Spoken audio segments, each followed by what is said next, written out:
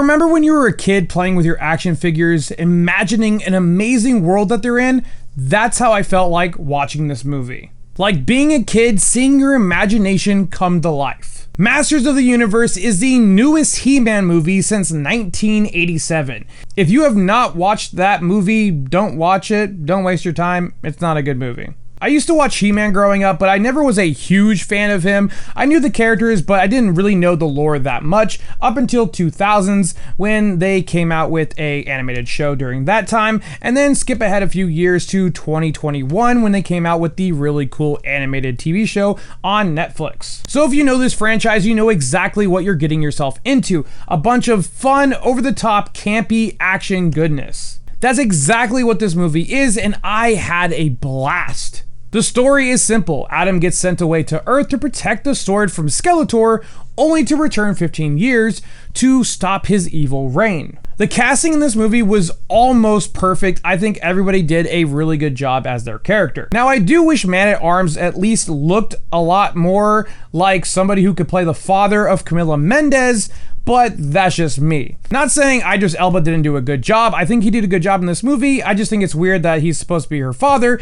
and they look nothing alike and they never say that she's an adopted daughter. Nicholas crushes it as He-Man. As Adam, he is definitely goofy and a fish out of water. And when he is He-Man, he still isn't as serious as I would like him to be, but he looks fantastic and he does a really good job in this. Jared Leto will always get hate on the internet because a lot of people don't like him, but he did a fantastic job as Skeletor in this, from not only just being menacing, but the voice that he uses for Skeletor was really good and he sounds awesome. I am glad that he does not do the classic "I'm Skeletor" voice because I think it would have been a little bit too goofy, but he is really good in this film. The visuals in this are top notch, which makes sense because the cinematographer Fabian Wagner has also worked on films like Zack Snyder's Justice League, Overlord, and Venom: The Last Dance. Like, these are some really beautiful shots that did not need to be this stylized, but it was really nice to look at. I also really loved how he moved the camera with the action scenes, which really amplified how it looked on screen. Speaking of that, I loved all the action scenes. It looked very anime-esque at times, and it was just so over the top and awesome, and pretty much every fight scene was really good in this. Which again makes sense because the stunt coordinator Liang Yang has also worked on some of the biggest Hollywood action movies in the last decade, and he does such a fantastic job in this movie. I want to give a huge prop to the costume designers in this movie because these costumes look really good. I love all of the costumes.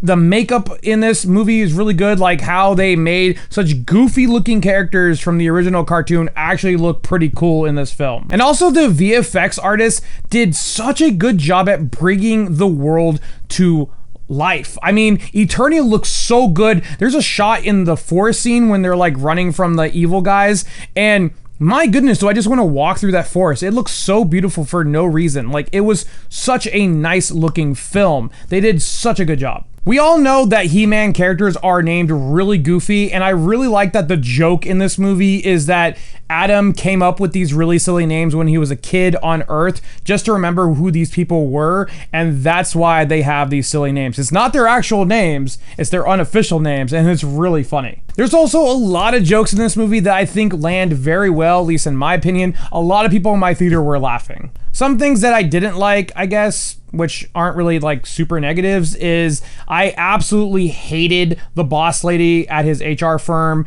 Goodness gracious, does she remind me of some of the worst people to work with. Condescending, terrible. Also, I do wish that he was just a little bit more serious when he's He-Man, but that's not really the biggest negative. Besides that, this movie is so much fun and is worth watching on the big screen, and I really hope we do get a sequel. That's why I'm going to give Masters of the Universe a 9 out of 10. If you guys like this video, hit that like button. If you guys want to see more, hit that follow button. And as always, thanks for watching.